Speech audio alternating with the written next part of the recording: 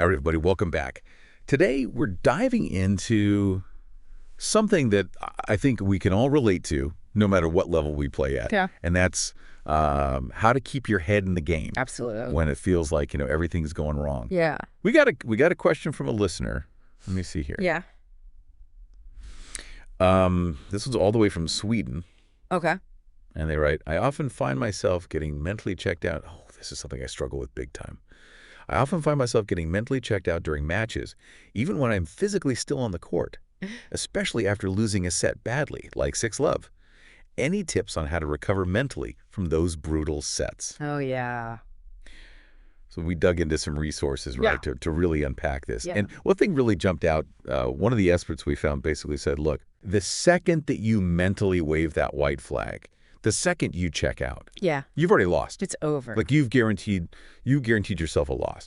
But if you could just kind of shift your thinking, and instead of focusing on like, oh my gosh, I'm getting killed out here, but just on fighting for every single point, Yeah. battling for every single point, Yeah. you're keeping this tiny little ember of possibility alive. Well, and it's funny because that whole idea of just like giving up mentally, even while you're still physically there, that's not just a tennis thing, right? I mean, like, how many times have you, like, you're sitting there at work and you're like, ugh, I gotta finish this presentation, but you're just scrolling through your phone. Totally. Or you're putting off a tough conversation with your significant other. Exactly. Because you don't even want to go there mentally. I've all been there.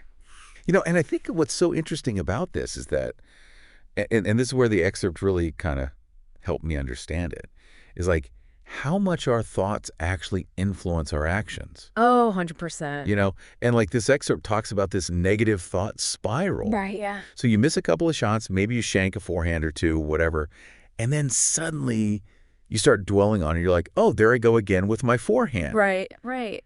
And then it's like your brain is convinced that you're going to like double fault every single serve for the rest of the match. Yeah. And that's when the frustration bubbles up. Maybe you get a little angry.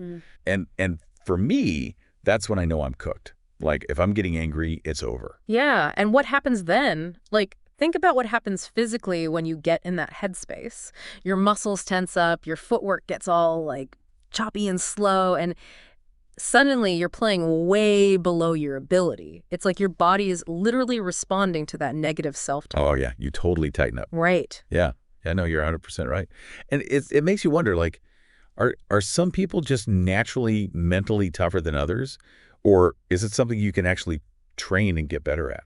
I mean, what do you think? I think it's a bit of both, to be honest. Like, some people might have a natural predisposition for it. But like any skill, you can definitely train it. And I think maybe the best example I can think of is Madison Keys at the Madrid Open this year. I mean, talk about mental toughness. She was down, get this, love 6, 1-5 against Ons Jabeur. Brutal, right. I mean, that match had washout written all over it. But somehow she manages to not just win that second set, but she wins the whole match. Wow. I mean, talk about digging deep. Do you remember, like, what did she say? Was there a turning point, or like, how did she explain it? Yeah, in the post-match interview, she talked about how she basically just kind of had to shift her mindset, right? Instead of thinking about the impossible, which at that point was, winning the entire match, she just focused on a much smaller goal, which was just to win one game. Right. Just one game. And then once she won that game, it was like, okay, now just focus on the next point. Focus on the next point. Why? And then the next point and the next point and so on. That's amazing. And it's interesting. That's exactly what this expert recommended as well, right? They even went as far as to say, like, use specific phrases. Yeah. Like, use those phrases as cues, like 1 point. Or even just something as simple as like this moment. Right. Or even like breathe. Something to just kind of like disrupt those negative thoughts. Yeah, like little mental reset buttons Totally. to kind of snap you back into the present moment.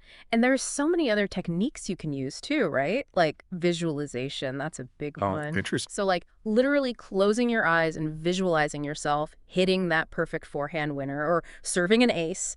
And then there's, just basic mindfulness stuff like deep breathing exercises that you can do between points. Right. Just to quiet the mental chatter and kind of recenter yourself. So it's about having like a toolbox, basically, exactly, of these mental techniques. So when you're out there and you feel that pressure, you've got something to fall back on. Absolutely. And just like with any other skill, it takes practice. Right. The more you consciously work on your mental game, the stronger it's going to become. It's like a muscle, you have to work it out. Exactly. Okay, so to bring it all back to our listener in Sweden and to everyone else who's ever stared down the barrel of a, love and didn't set. Or any other impossible seeming challenge, really. Yeah.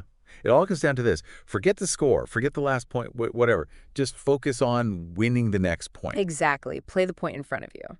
And as we wrap up here, I'm curious, where else in your life, and this is a question for everyone listening, where else could you apply this kind of one point at a time mindset? Right. Like, could it help you at work, in your relationships? It's amazing how much more manageable big challenges seem when you break them down into the smaller, more manageable steps. Something to think about. All right, that's going to do it for this deep dive. Keep practicing, keep your head in the game, and remember, the comeback is always within reach. We'll see you next time.